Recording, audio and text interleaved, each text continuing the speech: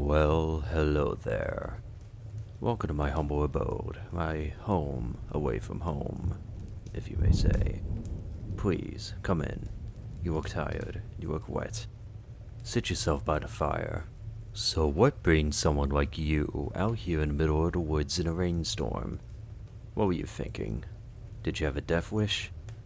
Well, fear not, you will not die tonight. But anyway, would you like to hear a story? If so, then grab yourself a coffee, grab a stogie, grab some of a drink, whatever you fancy, and tonight, we shall get spooky. Well, begging the question now, what shall we read? Well, I am fond of Brothers Grimm's fairy tales. They seem somewhat nostalgic. But again, begging the question, what story? How about Briar Rose? That sounds like a lovely one. A king and a queen couldn't have children, and they wanted very much to have one.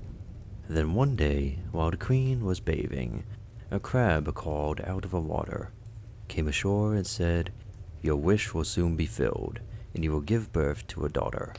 Indeed, this is what happened.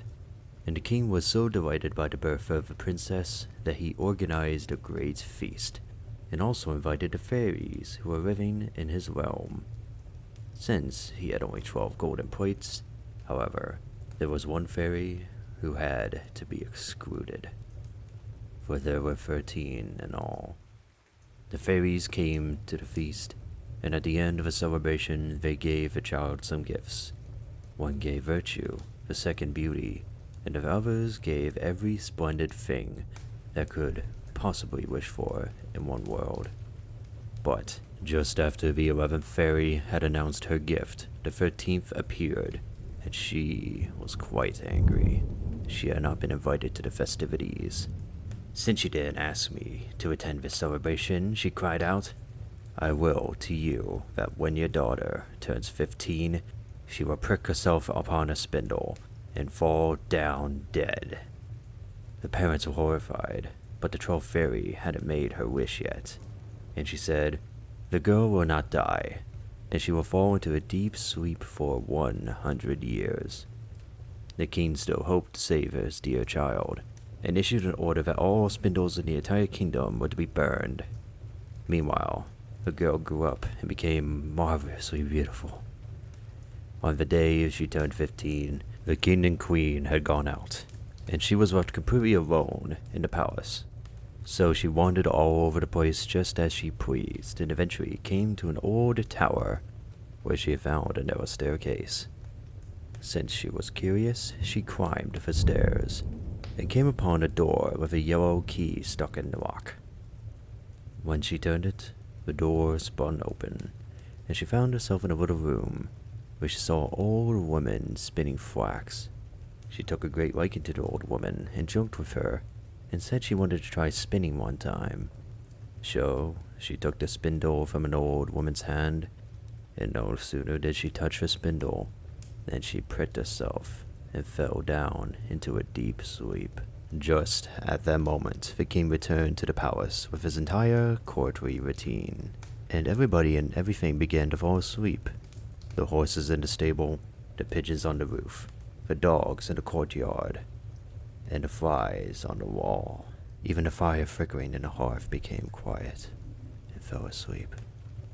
The roast stopped sizzling, and the cook, who was just about to pull the kitchen boy's hair, let him go, and the maid, who was plucking the feathers off a hen, let it drop and fell asleep, and a hedge of thorns sprouted around the entire castle and grew higher and higher until it was impossible to see the castle anymore. There were princes who had heard about the beautiful Briar Rose, and they came and wanted to rescue her, but they couldn't penetrate the hedge. It was as though the thorns clung tightly together like hands, and the princes got stuck there and died miserable deaths. Well, that's a little bit dark. All this continued for many, many years until one day a prince came riding through this country, and an old man told him that people believed the castle was standing behind a hedge of thorns, and that a gorgeous princess was sleeping inside with her entire royal household. His grandfather told him that many princes had come and had wanted to penetrate the hedge. However, they got stuck hanging in the thorns and had died. That doesn't scare me, the prince. I am going to make my way through the hedge and rescue the beautiful princess, tips Fedora. So he went off, and when he came to the wedge of thorns, there was nothing but flowers that separated and made a path for him. And as he went through them, the flowers turned back into thorns. After he reached the castle, the horses were lying asleep in the courtyard, and there was an assortment of hunting dogs. The pigeons were perched on the roof and had tucked their heads beneath their wings. When he entered the palace, the flies were sleeping, as was the fire in the kitchen, along with the cook and the maid. The prince continued walking, and he saw the entire royal household with the king and queen lying asleep. Everything was so quiet that he could hear himself breathe. Finally, he came to the old tower where Briar was laying asleep, and the prince was so astonished by her beauty that he leaned over and kissed her. Immediately after the kiss, she woke up, and the king and queen and the entire royal household and the horses and the dogs and the pigeons on the roof. That's a mouthful. And the fires on the walls and the fire woke up. Indeed, the fire flared up and cooked the meat until it began to sizzle again, and the cook gave the kitchen boy a box on the ear, while the maid finished plucking the chicken. Then the wedding of the prince and Briar was celebrated in great splendor, and they lived happily to the end of their days. You look tired, friend. Just close your eyes and sleep a while.